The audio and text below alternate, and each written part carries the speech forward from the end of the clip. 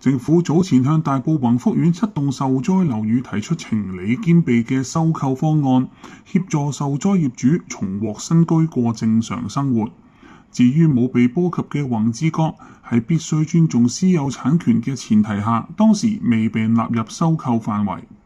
隨後房屋局解說專隊成功接觸超過90%宏志閣業主，當中有77%初步表示希望將業權授予政府。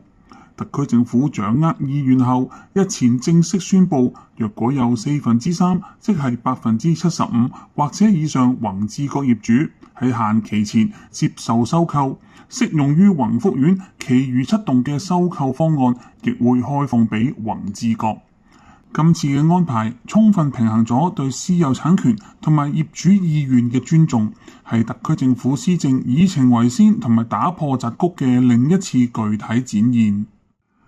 政府今次為宏志閣提出嘅後續安排係至少75%業主喺6月30號或者之前簽署接受收購建議信件，確認將業權授予政府嘅意向，好讓原本適用於其餘7棟受災樓宇嘅收購方案同時開放予宏志閣。呢個門檻係經過研判，確保政府收購具備足夠嘅民意授權同埋合理性。宏志閣嘅情況同其餘7棟唔一樣，政府必須審慎行事，透過設定明確嘅共識比例，避免咗只有零星收回單位所衍生嘅種種問題，確保喺大多數業主自願出售嘅情況下，政府先至會開始介入，等業主自己選擇未來。必須強調嘅係，政府早前公布嘅收購方案條件已經屬於非常優厚。以實用面積計算，未補地價單位嘅收購價係每平方尺8000元，以補地價單位則係每平方尺10500元。相比起火災前宏福苑未補價單位每平方尺大概6000元，以補價單位每平方尺大概8000元，政府嘅收購價較市價高出30%。此外，方案仲提供咗多元選項，包括現金收購、透過特設銷售計劃購買全新資助出售單位、樓換樓安排，以及出售後2年內享有綠表資格等，係一套既保障業主財產價值，又提供安居出路嘅完整方案。測量師學會嘅專家早已指出，收購價足以俾業主喺同區購入面積相若嘅資助出售單位。另一點值得宏志閣業主注意嘅係，雖然該座大廈結構係未受火災直接破壞，但係佢實際嘅居住條件遠非理想。資料顯示，該座大廈約有2/3外牆尚未鋪砌紙皮石，加上需要開闢緊急車輛通道、重修消防系統、中央石油氣、水電等設施，整體工程最少需時9個月。而由於涉及法律程序、採購同埋保險安排等，今年裏邊完成所有工程嘅機會可以話係極微。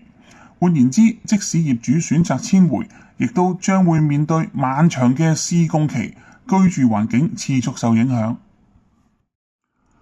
再者，專家早前已經分析，宏志閣獨立存在將會衍生大量難以解決嘅法律同埋管理問題。香港房屋經理學會前會長鄭玉琴指出，宏福苑屬於單一地契及統一大廈公契範圍，公用部分土地權益同埋管理責任不可分割。若果宏志閣單獨保留，業主必須自行處理地契以及公契修訂，另聘管理公司，並且承擔高昂嘅維修費同埋大幅上升嘅管理費。更嚴重嘅係，現行法律框架之下，既無法清晰界定宏志閣係咪需要分擔整體公用部分嘅維修費用，亦都冇辦法等佢可以單獨豁免。即使政府嘗試透過立法去分割地契，仍需面對公契修改同業主同意等嘅重重難關。亦都即係話，宏志閣繼續保留居住喺法律、管理、財政上都幾乎係唔可行。不過講到底，宏志閣嘅一眾業主對出售業權與否，始終係最有發言權。宏志閣嘅業主陳先生接受傳媒訪問時直言，災後大維修工程停滯，重新入住需要重組法團，聘請承建商重啟維修，一邊捱噪音，而且又要封窗。除咗大維修嘅費用，業主呢仲需要承擔單棟大廈嘅管理費。縱使補地價之後，單位呢亦都會因為曾經受災而難以出租或者係出售。另一名嘅宏志閣業主黃太就透露，自己受災之後時常發噩夢，唔敢翻去宏志閣，直言已經冇辦法翻去住啦。又引述好多長者對災場有忌諱，佢續指宏志閣已經係冇市場價值，單位已經屬於負資產，強調唔希望將爛攤子留俾未成年嘅女。呢啲業主嘅心聲反映出，對居民嚟講，繼續留喺宏志閣並唔係真正意義上嘅回家，而係陷入另一場無止境嘅困局。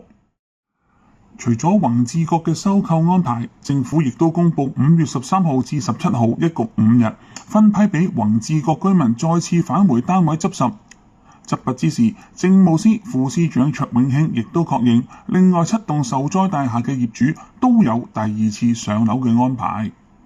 宏福苑火災嘅各項善後工作，充分顯示特區政府以情為先嘅施政溫度，特別係宏志閣嘅收購安排，既冇強迫任何業主，亦都冇放棄應有嘅支援責任。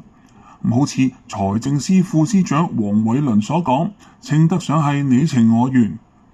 對於宏志閣業主嚟講，接受收購唔單止係經濟同埋現實上最理性嘅選擇，亦都係情感上等生活重回正軌嘅最好安排。